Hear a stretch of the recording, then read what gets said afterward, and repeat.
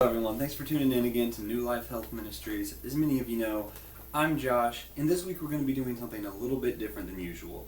Typically, I alternate between a health segment and a How to Read Your Bible segment on Thursdays, but on the first week of the month, I'm going to start doing a Bible topic. This week we're looking at the Book of Esther.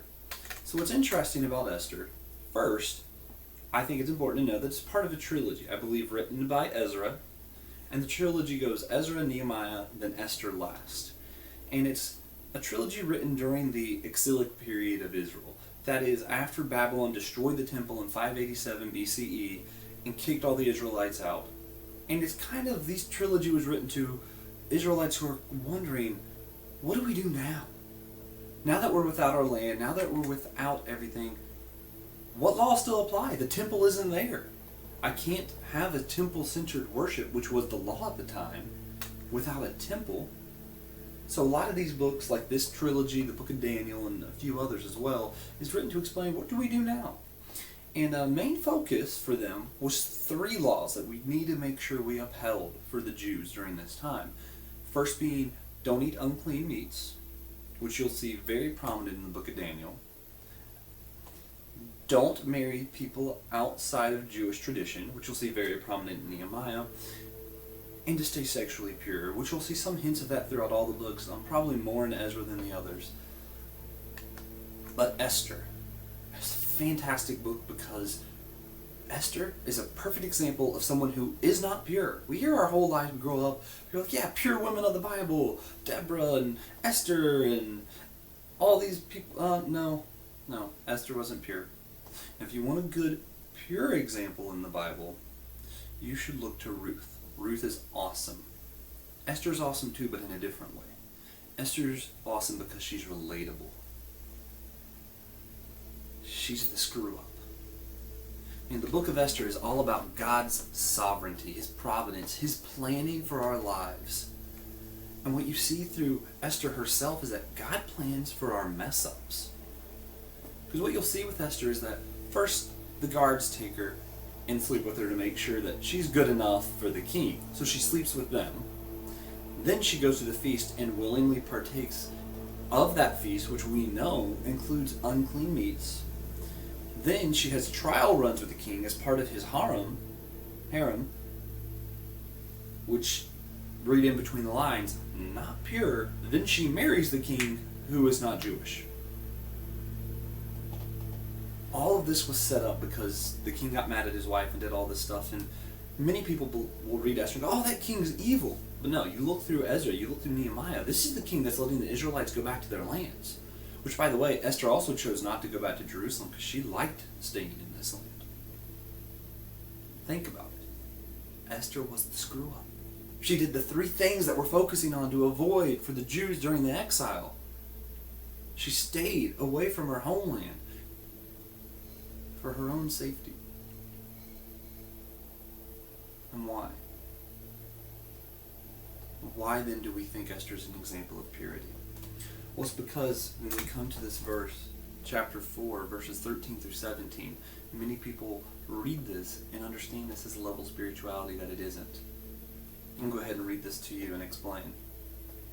Then Mordecai told them to reply to Esther, do not think to yourself that in the king's palace you will escape any more than all the other Jews. For if you keep silent in this time, relief and deliverance will arise for the Jews from another place, but you and your father's house will perish. And who knows whether you have not come to the kingdom for such a time as this. Such an important phrase, for such a time as this. Then Esther told them to reply to Mordecai, go, gather all the Jews to be found in Susa, and hold a fast on my behalf, and do not eat or drink for these days, night or day. And I and my young women will also fast as you do.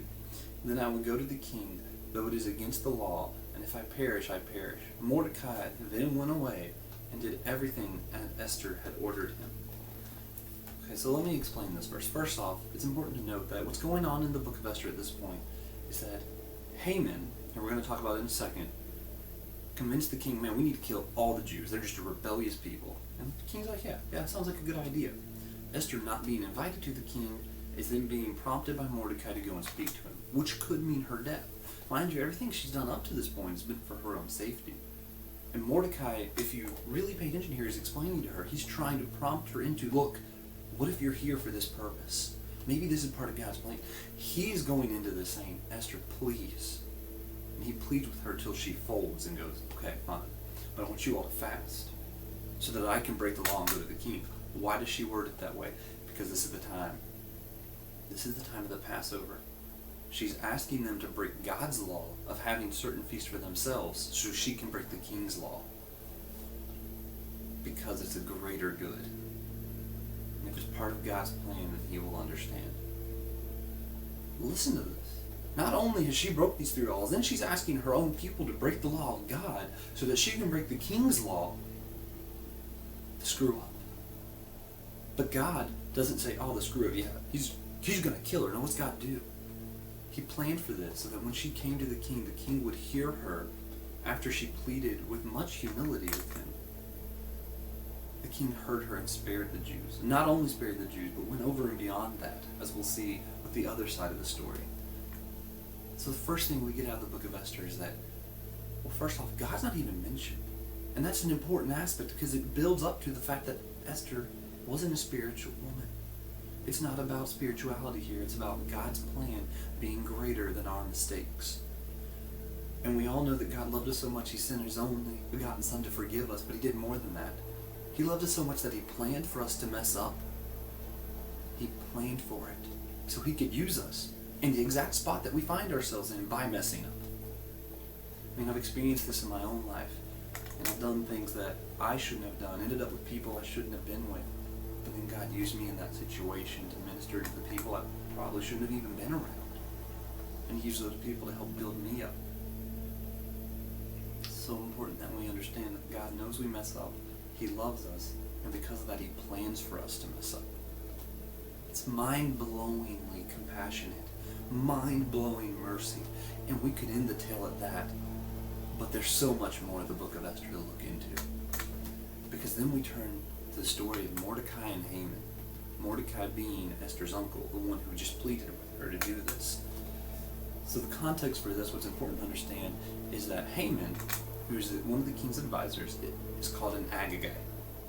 This is important because King Agag was an Amalekite that King Saul was supposed to wipe out. Now when King Saul was supposed to wipe out all the Amalekites, the reader understood at that point that the Amalekites came from Esau.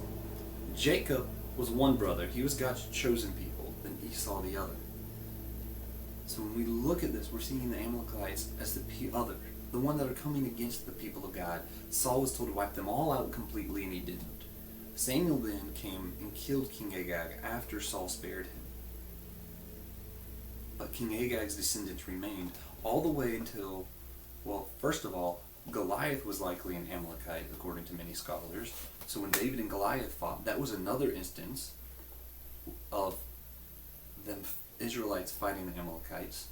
And what's really fascinating about all this is Saul was a Benjamite, David was a Benjamite, all the way down till King Hezekiah, and during his reign is when the Amalekites were finally wiped out, but the descendants of Agag remained into Esther.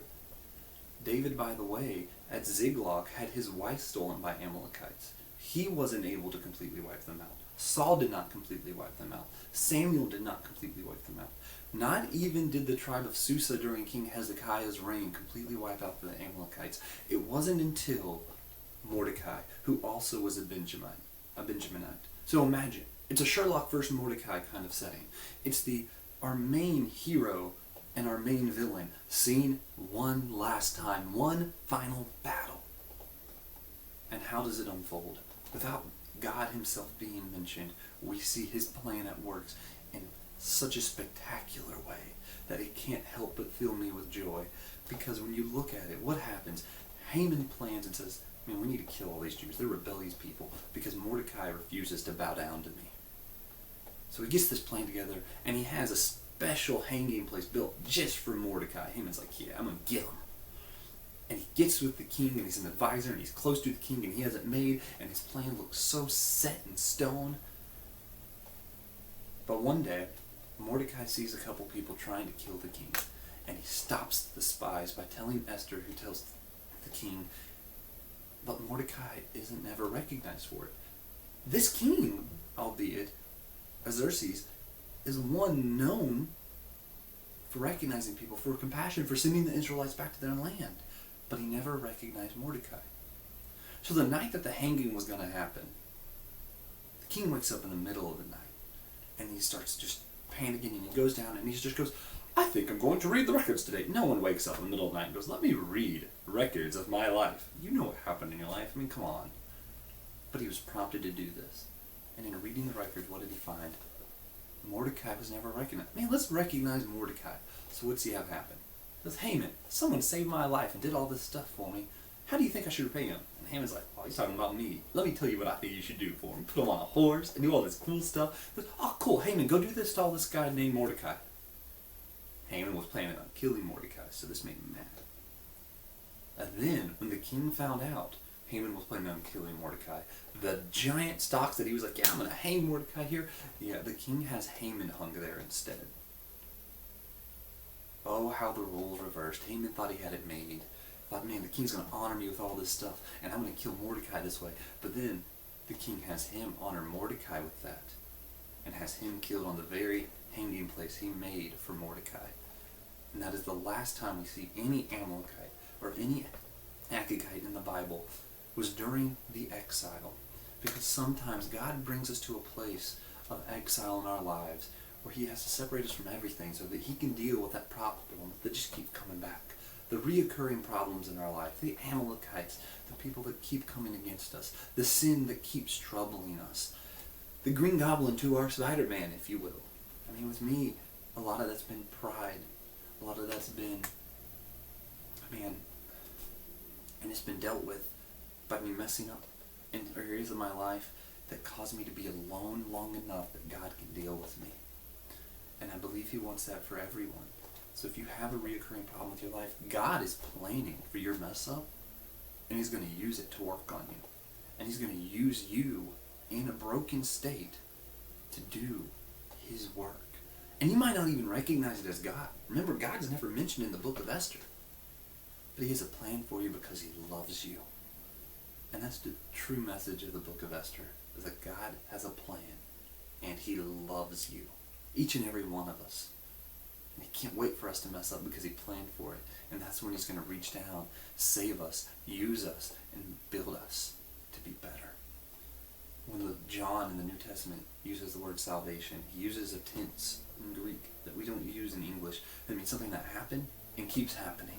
I was saved, and God's still saving me. God has a plan for you. Even after you're saved and you mess up, he planned for it. He's waiting for it. And he's waiting for you with open arms to use you right where you are in your life. And man, the Book of Esther is so profound because it shows God's true mercy and love in such a way that it doesn't even have to say God. Because you see him. And when you see him in the words, I think it'll just touch your heart, melt your heart, and you'll find a place where you'll be closer to God than ever before. Hopefully you see that. And hopefully some of this writing below helps a little bit with understanding that. And I ask now, you just stop and pray, God, how can you use me where I'm at? What plans do you have for me where I messed up? And find that place of brokenness and have God use it.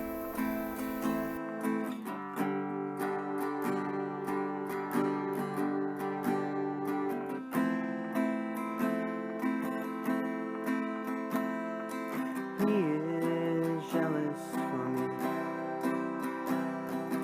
Love's like a hurricane, and I am a tree bending beneath the weight of his wind and mercy. When all of a sudden I am